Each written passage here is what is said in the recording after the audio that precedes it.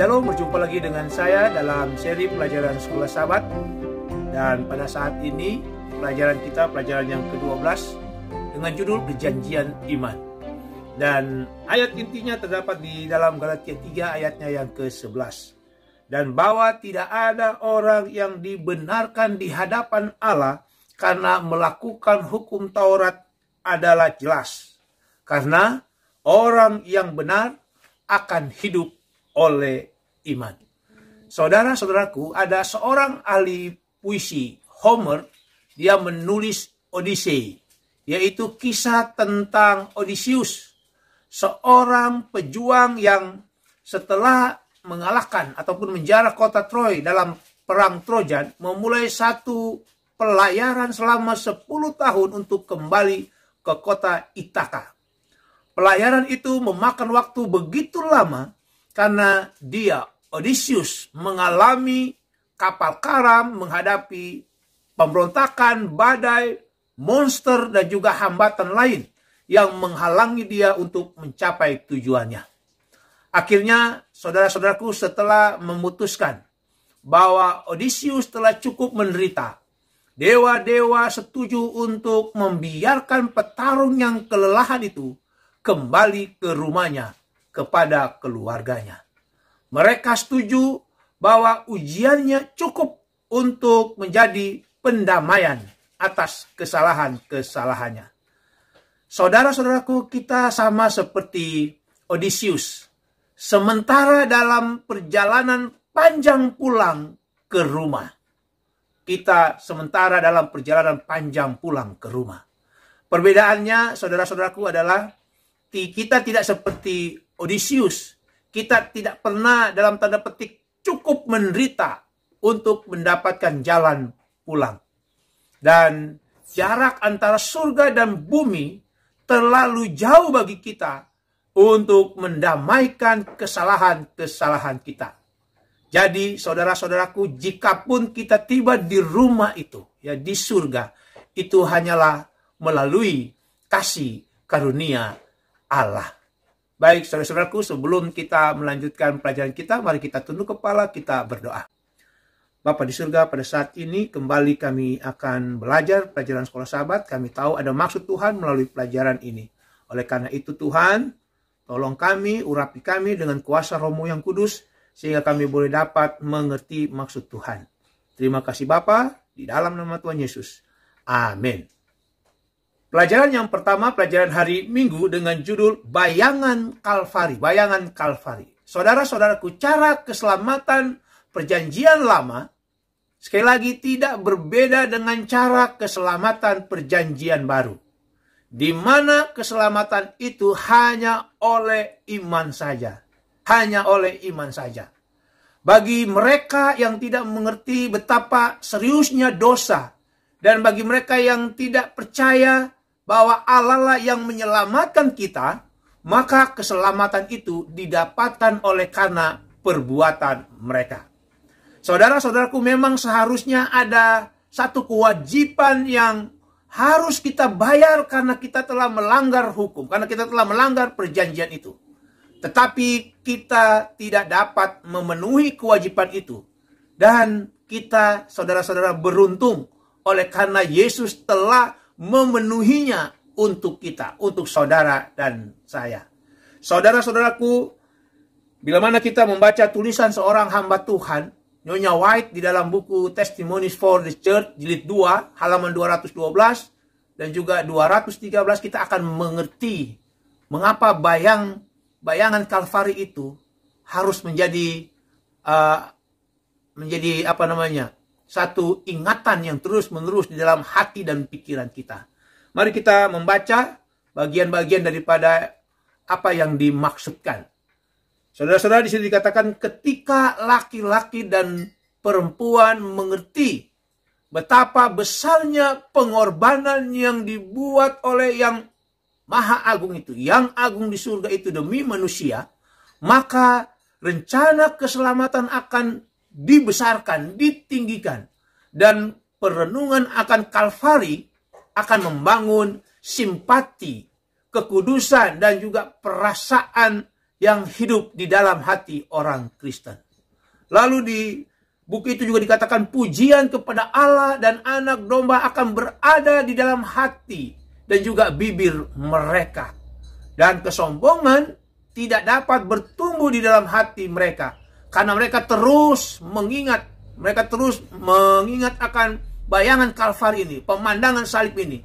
Di mana kekayaan dunia tidak cukup untuk menebus satu orang yang sementara akan binasa. Saudara-saudaraku, siapakah yang dapat mengukur kasih yang Kristus rasakan untuk dunia ketika Kristus tergantung di atas salib? Ketika Kristus menderita karena dosa-dosa orang-orang yang bersalah. Saudara-saudara, kasih ini tidak dapat diukur. Kasih itu tidak terbatas. Saudara-saudara, Kristus telah menunjukkan kasih-Nya lebih kuat daripada kematian yang harus diterimanya. Dan meskipun Kristus menghadapi pertentangan yang paling menakutkan dengan kuasa-kuasa kegelapan, kasih-Nya bertumbuh kuat dan semakin kuat. Sampai-sampai Kristus berseru di atas kayu salib. Di dalam kepahitan jiwanya, Allahku, Allahku, mengapa engkau meninggalkan aku? Dan yang terakhir, kata-kata berkat diucapkan yang menggema ke seluruh ciptaan. Sudah selesai. It is done. Saudara-saudara, bayangan Kalvari mengundang emosi yang terdalam. Karena Kristus yang begitu baik, Kristus yang tidak bersalah, harus menderita kematian yang sangat menyakitkan untuk menanggung beban dosa-dosa dunia. Dosa-dosa saudara dan saya. Pikiran dan imajinasi kita tidak pernah dapat mengerti sepenuhnya panjangnya, luasnya, tingginya, dalamnya kasih yang ajaib. Perenungan terhadap kedalaman yang tak tertandingi dari kasih juru selamat harus mengisi pikiran, menjamah dan melembutkan jiwa setiap orang Kristen, menyaring dan meninggikan kasih sayang, dan dengan demikian dapat mengubah karakter saudara dan saya sepenuhnya. Oleh karena itu, saudara-saudaraku, kita harus memuliakan pengorbanan Kristus di salib, oleh karena keselamatan kita ada di dalam bayangan Kalvari. Pelajaran penting yang pertama, saudara-saudara, pelajaran penting hari Minggu. Mengapa bayangan Kalvari itu harus ada di hati dan pikiran setiap orang Kristen? Saudara-saudara, bayangan Kalvari harus ada di hati dan pikiran setiap orang Kristen. Karena pengorbanan Yesuslah yang menjamin keselamatan setiap orang Kristen. Pengorbanan Yesuslah di Kalvari, di kayu salib itu, yang menjamin keselamatan setiap orang Kristen, saudara dan saya. Pelajaran yang berikut, pelajaran hari Senin dengan judul Perjanjian dan Korban. Perjanjian dan Korban. Saudara-saudara, di dalam 1 Petrus 1 ayat 18 dan 19 di situ dikatakan, kamu telah ditebus dari cara hidupmu yang sia-sia, bukan dengan barang yang fana, bukan pula dengan perak atau emas, melainkan dengan darah yang mahal, yaitu darah Kristus. Saudara-saudaraku, apakah yang hamba Tuhan Petrus maksudkan ketika ia mengatakan bahwa kita, saudara dan saya ini ditebus? Saudara-saudara, ketika hamba Tuhan Rasul Petrus berbicara tentang kematian pendamaian daripada Kristus di kayu salib, ide penebusan membawa ke dalam pikiran tentang praktek kuno mengenai seorang budak yang dibebaskan dari perbudakannya setelah harganya dibayar. Itulah yang disebut dengan penebusan, tebusan. Saudara-saudara, Kristus menebus kita dari perbudakan dosa yang akibat utamanya yaitu kematian, di mana Yesus melakukannya dengan darahnya yang berharga. Saudara-saudaraku, inilah dasar daripada perjanjian itu. Tanpa darahnya, tanpa darah Kristus, perjanjian itu batal dan tidak berlaku. Karena Allah tidak dapat memenuhi tanggung jawabnya dalam kesepakatan perjanjian itu, yaitu memberikan kehidupan kekal kepada semua orang yang percaya. Saudara-saudara, kita memiliki janji kehidupan kekal itu oleh karena Yesuslah yang dapat memperbaiki pelanggaran kita, yang menyebabkan kita kehilangan hidup kekal. Mengapa? Karena kebenaran dan nilai kekal Yesus sajalah yang dapat membatalkan utang yang kita miliki karena melanggar hukum, melanggar perjanjian itu. Saudara-saudara, hanya seorang dalam tanda petik yang sama dengan Allah, di mana di dalam seorang itu, di dalam dia berdiam kehidupan yang tidak diadopsi dan tidak diperoleh, dan kehidupannya itu adalah kehidupan yang kekal, yang dapat membayar tebusan yang diperlukan untuk membebaskan saudara dan saya dari utang yang kita buat terhadap hukum. Saudara-saudaraku, inilah gambaran yang menolong kita mengerti betapa seriusnya kehancuran akibat pelanggaran yang telah kita buat, di mana kita tidak dapat memperbaikinya. Dan sekali lagi, hanya Allah melalui Yesuslah yang dapat membayar hutang tersebut. Saudara-saudaraku, pelajaran penting yang kedua, pelajaran penting hari Senin. Apakah dasar dari perjanjian yang memberikan kehidupan kekal bagi kita? Saudara-saudaraku, dasar dari perjanjian yang memberikan kehidupan kekal bagi kita adalah darah Yesus. Darah Yesus yang membebaskan kita dari utang karena pelanggaran yang kita telah lakukan, melanggar hukum ataupun perjanjian tersebut. Pelajaran berikut, pelajaran hari Selasa dengan hari Rabu, karena ini judulnya sama, yaitu iman Abraham. Ya, dibagi dua, bagian pertama dan bagian yang kedua. Ya, bagian yang pertama hari Selasa, di dalam Kejadian 15 ayat 6 dikatakan, lalu percayalah Abraham kepada Tuhan, maka Tuhan memperhitungkan hal itu kepadanya sebagai kebenaran. Saudara-saudaraku, ayat ini, Kejadian 15 ayat 6, menolong kita mengerti kebenaran penting dari pembenaran oleh iman. Ayat ini juga membuktikan poin bahwa sejak dari Eden, keselamatan selalu datang, yaitu dalam cara yang sama, yaitu pembenaran oleh iman. Ayat ini juga, saudara-saudaraku, menolong kita mengerti betapa besar iman daripada Abraham. Dia percaya pada janji Allah untuk mendapatkan seorang anak yang kelihatannya tidak mungkin, yang kelihatannya mustahil. Saudara-saudaraku, jenis iman di dalam ayat ini, di dalam Kejadian 15 ayatnya yang ke-6 ini, menyadarkan orang beriman itu, dalam hal ini Abraham, akan kelemahannya sendiri. Jenis iman ini meminta penyerahan diri sepenuhnya. Jenis iman ini menuntut penyerahan total pada Tuhan yang berakibat pada sebuah penurutan. Inilah, saudara-saudaraku, iman Abraham.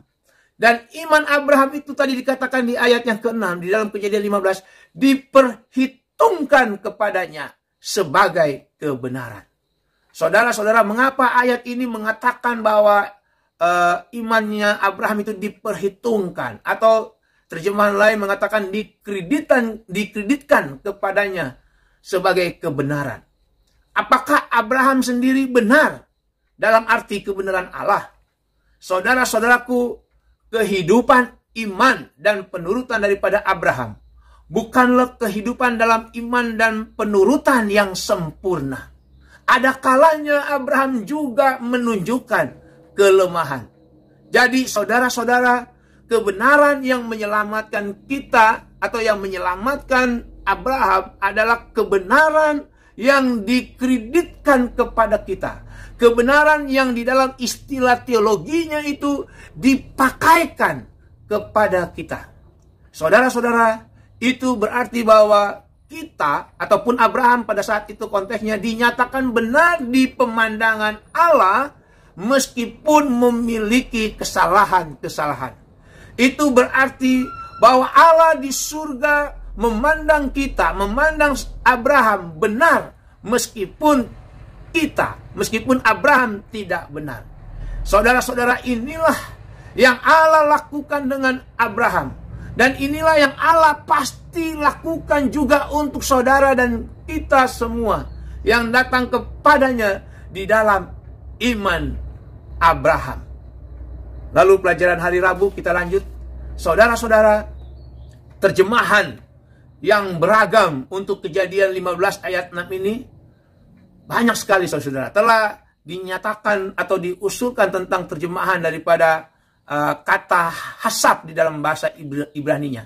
Selain yang tadi kita sudah sebut diperhitungkan kalau di dalam terjemahan bahasa Indonesia, juga dihitungkan diterjemahkan memperhitungkan, atau tadi juga sudah dikatakan dikreditkan atau dibukukan. Inilah beragam terjemahan untuk kata hasab di dalam bahasa Ibrani.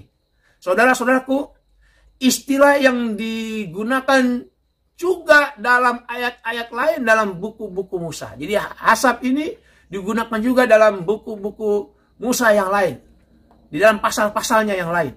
Sebagai contoh, di dalam buku pelajaran sekolah sahabat kita, Kejadian 31 ayat yang ke-15. Di situ bercerita tentang Rahel dan Lea mengakui bahwa ayah mereka menghitung, menganggap atau memperhitungkan mereka sebagai orang asing. Walaupun kita tahu bahwa mereka sesungguhnya adalah anak-anak kandung perempuan, ya. Anak kandung perempuan daripada bapaknya. Lalu di dalam Bilangan 18 ayat 27 sampai ayat yang ke-30, ya. Kita melihat di situ perpuluhan orang Lewi itu dihitung, dianggap seolah-olah itu adalah jagung dari pengirikan. Meskipun jelas di dalam ayat itu bahwa itu bukanlah jagung. Saudara-saudara, kalau kita baca Alkitab King James Version, menggunakan kata diperhitungkan sebagai terjemahan hasab. Ini berbicara tentang satu situasi di mana satu korban diperhitungkan bagi keuntungan orang berdosa yang kemudian berdiri di hadapan Allah di dalam kebenaran. Jadi sekali lagi saudara-saudaraku, Allah sedang memperhitungkan orang berdosa sebagai orang benar. Meskipun pribadi-pribadi itu dalam kenyataannya tidak benar. Saudara-saudaraku, inilah kebenaran ajaib itu. Yaitu meskipun banyak kesalahan kita, kita dapat diperhitungkan atau dikreditkan sebagai orang benar di pemandangan Allah. Kebenaran besar bahwa dinyatakan benar bukan karena tindakan yang kita dapat lakukan, tetapi oleh karena iman kita dalam apa yang Yesus telah perbuat kepada kita. Dan inilah inti dari kebenaran oleh iman. Saudara-saudaraku, melalui iman kita diperhitungkan benar di pemandangan Allah. Oleh karena itu semua, maka akan diikuti dengan penurutan. Setelah kita diperhitungkan benar di hadapan Allah, itu semua ya artinya akan membuat kita menjadi seorang yang menurut. Kita akan menjadi orang yang disucikan, ya, yang mempunyai perkembangan tabiat.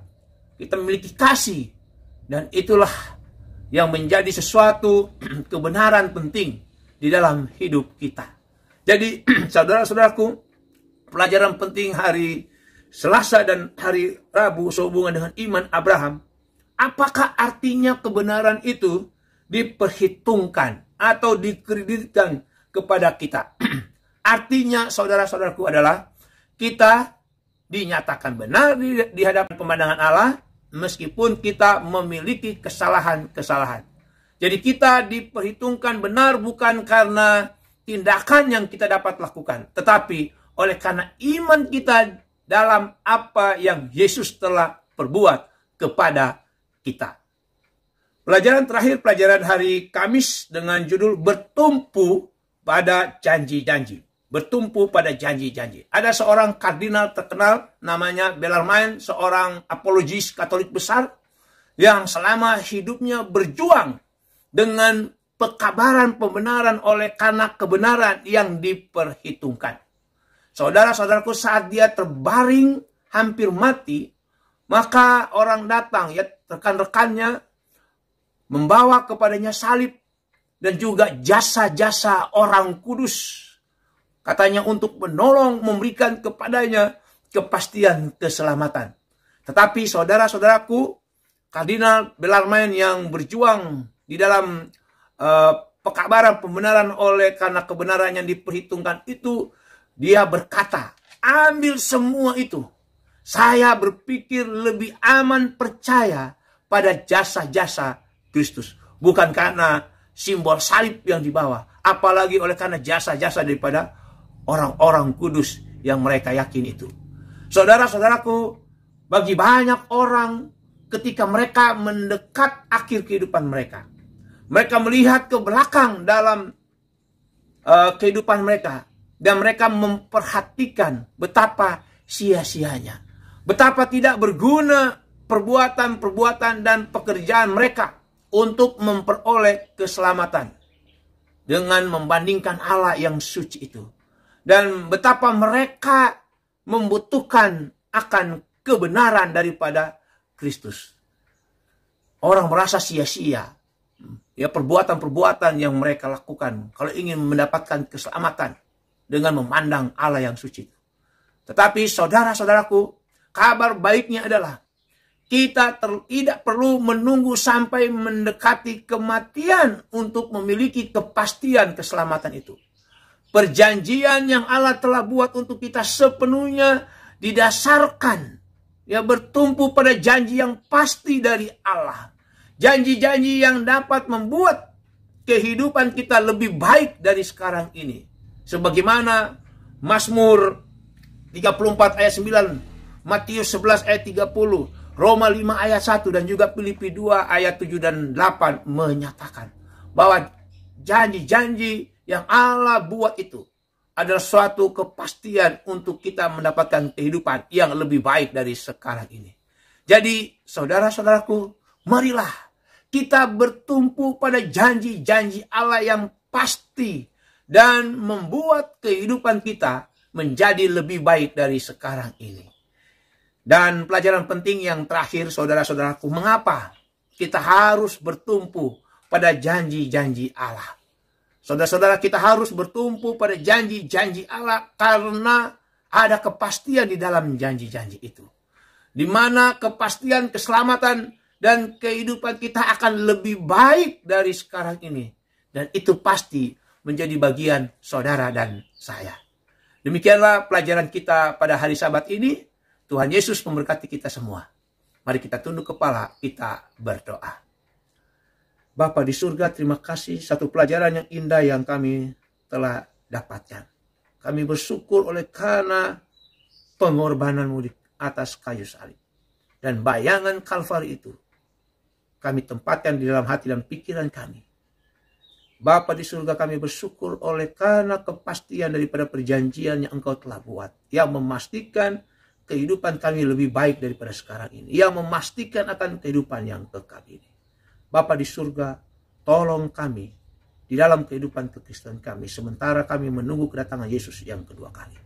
Bapa di surga, memberkati setiap pemirsa yang menyaksikan tayangan video ini dimanapun mereka berada. Terima kasih Bapa.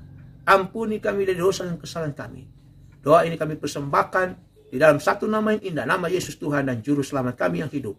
Amin.